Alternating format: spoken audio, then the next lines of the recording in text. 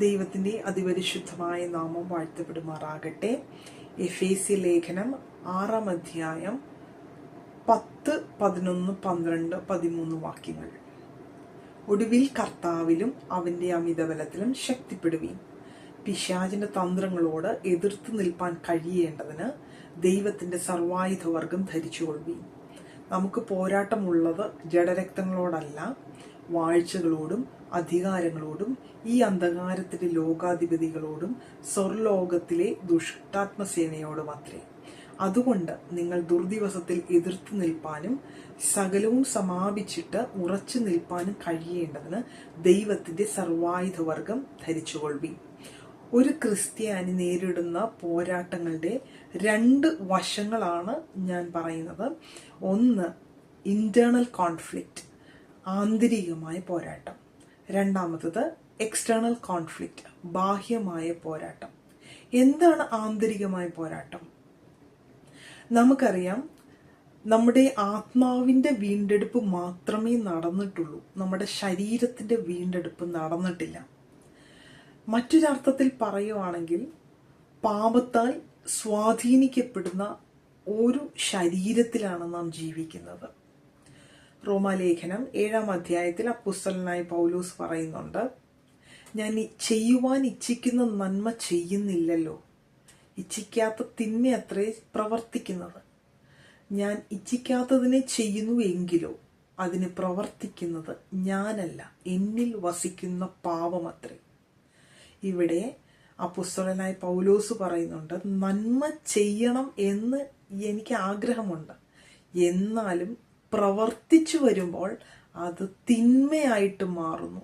അത് ഞാൻ എൻ്റെ മനസ്സോടെയല്ല ഞാൻ ചെയ്യുന്നത്, എന്നിൽ വസിക്കുന്ന പാപമത്രേ, അല്ലെങ്കിൽ പാപത്തിൻ്റെ ആ ഒരു സ്വാധീനമത്രേ എന്നെ ഇത് ചെയ്യിപ്പിക്കുന്നത്. മറ്റൊരു വാക്യത്തിൽ അപ്പോസ്തലനായ പൗലോസ് പറയുന്നു, അയ്യോ ഞാൻ അരിഷ്ട മനുഷ്യൻ, ഈ മരണത്തിന് അധീനമായ ശരീരത്തിൽ നിന്ന് എന്നെ ആർ വിടുവിക്കും എന്ന് പറഞ്ഞാൽ ഒരു മനുഷ്യന്റെ നിസ്സഹായമായ അവസ്ഥയാണ്. പാപത്തിൽ നിന്ന് എന്നെ വിടുവിക്കുവാൻ, ഈ ഒരു അവസ്ഥയിൽ നിന്ന് എനിക്ക് രക്ഷപ്പെടണമെന്ന് ആഗ്രഹമുണ്ടെങ്കിലും ഇതിൽ നിന്ന് രക്ഷപ്പെടുവാൻ എനിക്ക് കഴിയുന്നില്ലല്ലോ എന്നുള്ള ഒരു ദയനീയമായ ഒരു കരച്ചിലാണ് ഈ ഒരു വാക്യം. അപ്പോൾ പാപത്തിന് സ്വാധീനമുള്ള ഒരു ശരീരത്തിലാണ് ഒരു ദൈവ പൈതൽ, ഒരു ക്രിസ്ത്യാനി ജീവിക്കുന്നത്. 1 യോഹന്നാൻ 2:2 പറയുന്നു, ജഡമോഹം, കൺമോഹം, ജീവനത്തിന്റെ പ്രതാപം. ഈ വസ്തുതകൾ ഒരു ക്രിസ്ത്യാനിയെ ഒരു പോരാട്ടത്തിലേക്ക്, ഒരു ഇന്നർ കോൺഫ്ലിക്റ്റിലേക്ക് നയിക്കുന്നു. നല്ലത് ചെയ്യണമെന്ന് ആഗ്രഹമുണ്ട്, പക്ഷേ ഈ ജഡമോഹവും കൺമോഹവും ജീവനത്തിന്റെ പ്രതാപവുമെല്ലാം സ്വാധീനിക്കുന്നത് കൊണ്ട് ഒരു കോൺഫ്ലിക്റ്റ്, എനിക്കിത് ചെയ്യണം എന്നാൽ അത് ചെയ്യാൻ സാധിക്കാത്ത ഒരു അവസ്ഥ, അങ്ങനെ ഒരു കോൺഫ്ലിക്റ്റ് എല്ലാ ക്രിസ്ത്യാനിയും ജീവിതത്തിൽ അനുഭവിക്കുന്ന ഒരു യാഥാർത്ഥ്യമാണ്. ഇതാണ് ഒരു ക്രിസ്ത്യാനിയുടെ ആന്തരികമായ പോരാട്ടം, ഇന്നർ കോൺഫ്ലിക്റ്റ്. ഇതിനെ മറികടക്കുന്നത് എങ്ങനെയാണെന്ന് പറഞ്ഞാൽ, ഗലാത്യ ലേഖനം 5-ാം അധ്യായത്തിൽ പറയുന്നുണ്ട്, ആത്മാവിനെ അനുസരിച്ച് നടപ്പീൻ, എന്നാൽ ജഡത്തിന്റെ മോഹം നിവർത്തിക്കുകയില്ല. ആത്മാവിനെ അനുസരിച്ച് നടക്കുന്നതിലൂടെ മാത്രമേ വിജയകരമായി പാപത്തിന്റെ പ്രവർത്തികളിൽ നിന്ന് ജയിച്ചുള്ള ഒരു ക്രിസ്തീയ ജീവിതം നയിക്കുവാൻ ഒരു ക്രിസ്ത്യാനിക്ക് സാധിക്കുകയുള്ളൂ. കാരണം പാപത്തെ ജയിക്കുവാൻ, ജഡശരീരത്തെ ജയിക്കുവാൻ ഉയരത്തിൽ നിന്നുള്ള ഒരു ശക്തിയും ഒരു ഹെൽപ്പും ഒരു ദൈവ പൈതൽ അല്ലെങ്കിൽ ഒരു മനുഷ്യൻ എന്ന നിലയിൽ നമുക്ക് ആവശ്യമാണ്. ഇതാണ് ആന്തരികമായ പോരാട്ടം. എന്നാൽ ഒരു ക്രിസ്ത്യാനിക്ക് ബാഹ്യമായ പോരാട്ടവും കൂടിയുണ്ട്. നാം ആദ്യം വായിച്ച വാക്യത്തിൽ, എഫേസ്യ ലേഖനം 6-ാം അധ്യായം 11-ാമത്തെ വാക്യത്തിൽ, പിശാചിന്റെ തന്ത്രങ്ങളോട് എതിർത്ത് നിൽപ്പാൻ കഴിയേണ്ടതിന്. ദൈവത്തിന്റെ സർവായുധവർഗം ധരിച്ചുകൊള്ളുവീൻ. നമുക്ക് പോരാട്ടമുള്ളത് ജഡരക്തങ്ങളോടല്ല, വാഴ്ചകളോടും അധികാരങ്ങളോടും ഈ അന്ധകാരത്തിന്റെ ലോകാധിപതികളോടും സ്വർലോകങ്ങളിലെ ദുഷ്ടാത്മസേനയോടും. സോ പിശാചിന്റെ തന്ത്രങ്ങൾ അല്ലെങ്കിൽ വാഴ്ചകൾ, അധികാരങ്ങൾ, ഈ അന്ധകാരത്തിന്റെ ലോകാധിപതികൾ, സ്വർലോകങ്ങളിലെ ദുഷ്ടാത്മസേന, ഇങ്ങനെ ഒരു എക്സ്റ്റേണൽ ഫോഴ്സുമായിട്ട് ഒരു ക്രിസ്ത്യാനിക്ക്, ഒരു ദൈവ വൈതലിന് റസൽ ചെയ്യേണ്ടി വരും, ബാറ്റിൽ ചെയ്യേണ്ടി വരും, യുദ്ധം ചെയ്യേണ്ടി വരും എന്നുള്ളതും ദൈവത്തിന്റെ വചനം വ്യക്തമായി പറയുന്നുണ്ട്. ഇതാണ് അപ്പോസ്തലനായ പൗലോസ് പറയുന്ന ഒരു ബാഹ്യമായ പോരാട്ടം. എന്നാൽ 2 കൊരിന്ത്യർ 2:11 പറയുന്നുണ്ട്, സാത്താൻ നമ്മെ തോൽപ്പിക്കരുത്, അവന്റെ തന്ത്രങ്ങളെ നാം അറിയാത്തവരല്ലോ. സോ സാത്താൻ ഒരു ദൈവ പൈതലിനെ തോൽപ്പിക്കുന്നത് തന്ത്രങ്ങളിലൂടെയാണെന്നാണ് ദൈവത്തിന്റെ വചനം പറയുന്നത്. ബാഹ്യമായ ലോകപരമായിട്ടുള്ള കാര്യങ്ങളിലൂടെ സ്വാധീനിക്കുവാൻ ശ്രമിച്ച് ഒരു വിശ്വാസിയുടെ അല്ലെങ്കിൽ ഒരു ദൈവ പൈതലിന്റെ വിരുദ്ധ തെറ്റിക്കുവാൻ സാത്താൻ ശ്രമിക്കുന്നുണ്ട്. ജഡമോഹം, കൺമോഹം, ജീവനത്തിന്റെ പ്രതാപം, ഇതിലൂടെയെല്ലാം ലോകത്തെ നിങ്ങൾ സ്നേഹിക്കരുതെന്ന് ദൈവത്തിന്റെ വചനം പറയുന്നത് ഒരു വാണിംഗ് ആയിട്ട് എടുത്തുകൊണ്ട് ഇതിനെയെല്ലാം ജയിക്കുവാൻ ഒരു ക്രിസ്ത്യാനി ഈ തന്ത്രങ്ങളെ മനസ്സിലാക്കണമെന്നാണ് ദൈവത്തിന്റെ വചനം പറയുന്നത്. 1 പത്രോസ് 5:8 പറയുന്നുണ്ട്, നിർമ്മതരായിരിപ്പീൻ, ഉണർന്നിരിപ്പീൻ, നിങ്ങളുടെ പ്രതിയോഗിയായ പിശാച് അലർന്ന സിംഹം എന്ന പോലെ ആരെ വിഴുങ്ങേണ്ടു എന്ന് തിരിഞ്ഞ് ചുറ്റും നടക്കുന്നു. സോ പിശാച് ടാർഗറ്റ് ചെയ്ത് നടക്കുന്നു, ഒരു ദൈവ പൈതലിനെ ടാർഗറ്റ് ചെയ്ത് നടക്കുന്നു എന്നുള്ള ഒരു വാണിംഗ് ആണ് അപ്പോസ്തലനായ പത്രോസ് വിശ്വാസികൾക്ക് നൽകുന്നത്. സാത്താന്റെ പല ഡെഫിനിഷൻസ്, ഏത് രീതിയിലൊക്കെയാണ് സാത്താൻ വെളിപ്പെടുന്നത് എന്നുള്ളത് ദൈവത്തിന്റെ വചനം വ്യക്തമായി പറയുന്നുണ്ട്. എഫേസ്യർ 2:2 അവയിൽ നിങ്ങൾ മുൻപേ ഈ ലോകത്തിന്റെ കാലഗതിയെയും ആകാശത്തിലെ അധികാരത്തിനും അനുസരണക്കേടിന്റെ മക്കളിൽ ഇപ്പോൾ വ്യാപരിക്കുന്ന ആത്മാവിനും അധിപതിയായവനെയും അനുസരിച്ച് നടന്നു. പിശാചിന്റെ ഒരു ഡെഫിനിഷൻ ഇവിടെ കാണുന്നുണ്ട്.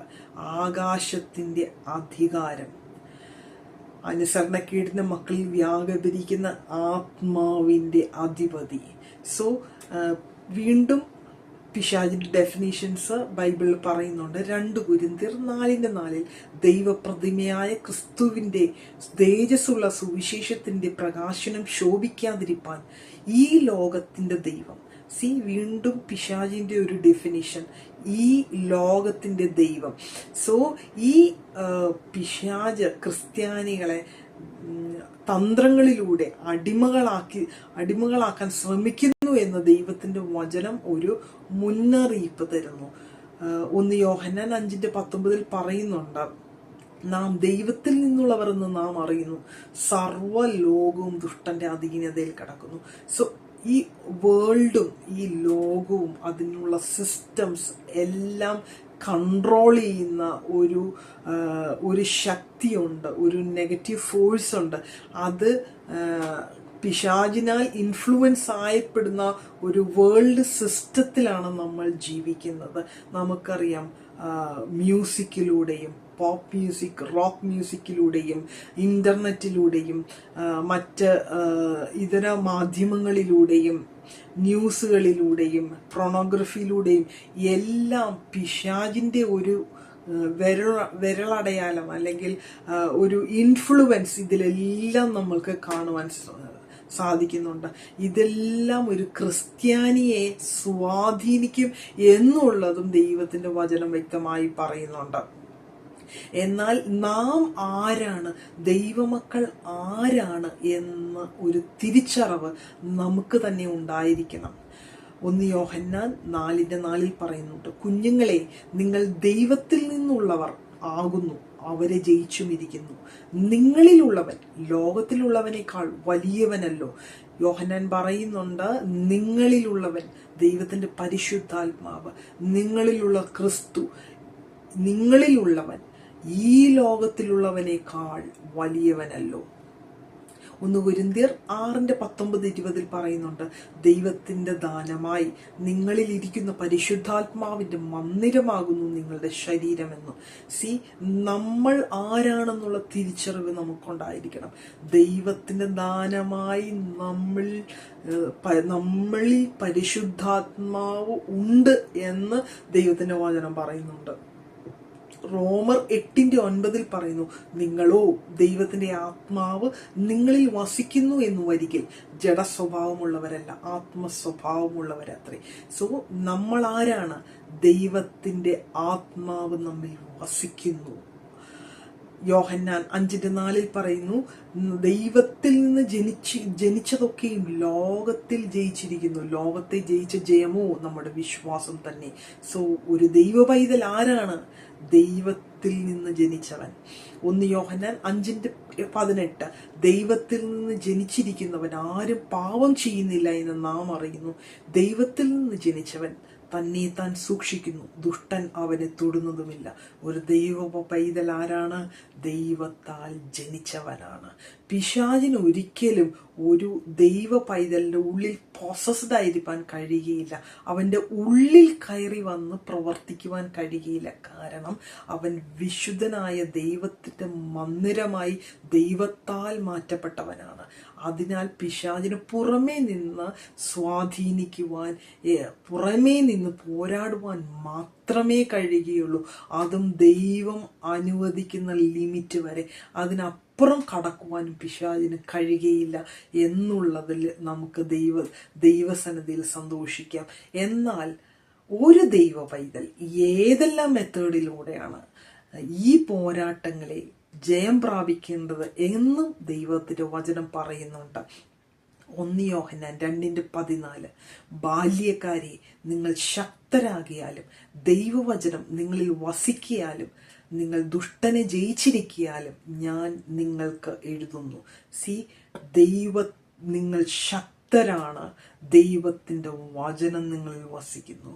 ഇതിലൂടെ നമുക്ക് ഒരു ദൈവ പൈതലിന് ജയിക്കുവാൻ കഴിയുമെന്നുള്ള ഒരു ഉറപ്പ് ദൈവത്തിന്റെ വചനം നൽകുന്നുണ്ട്. എഫേസ്യർ 3:20 പറയുന്നു, എന്നാൽ നാം ചോദിക്കുന്നതിലും നനയ്ക്കുന്നതിലും അത്യന്തം പരമായി ചെയ്യുവാൻ നമ്മിൽ വ്യാപരിക്കുന്ന ശക്തിയാൽ കഴിയുന്നവന്. നമ്മിൽ വ്യാപരിക്കുന്ന ഒരു ശക്തിയുണ്ട്. അത് ഉയരത്തിലെ ശക്തിയാണ്.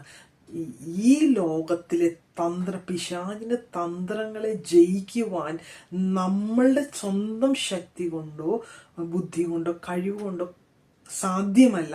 ഉയരത്തിൽ നിന്നുള്ള ഒരു ഡിവൈൻ പവർ തന്നെ നമുക്ക് ആവശ്യമാണ് എന്നുള്ളത് ദൈവത്തിന്റെ വചനം വ്യക്തമായി പറയുന്നുണ്ട്.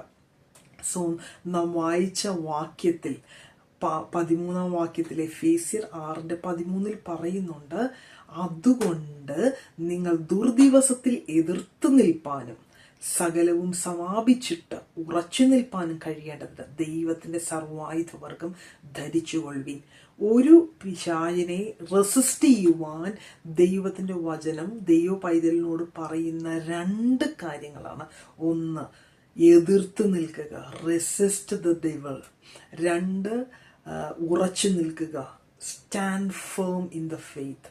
ഈ 2 മെത്തേഡിലൂടെ പിശാചിനെ ജയിക്കുവാൻ കഴിയും, അല്ലെങ്കിൽ പിശാചിനോട് എതിർത്ത് നിൽക്കുവാൻ കഴിയുമെന്ന് ദൈവത്തിന്റെ വചനം പറയുന്നു. ഇതിനായി ഇങ്ങനെ ദുഷ്ടന്റെ ഓരോ തന്ത്രങ്ങളെയും ജയിക്കുവാൻ ദൈവ മക്കളായ നമ്മളെ ഓരോരുത്തരെയും ദൈവം സഹായിക്കട്ടെ എന്ന് പറഞ്ഞുകൊണ്ട് ഞാൻ എൻ്റെ വാക്കുകളെ ചുരുക്കുന്നു. ദൈവം നമ്മെ ധാരാളമായി അനുഗ്രഹിക്കുമാറാകട്ടെ.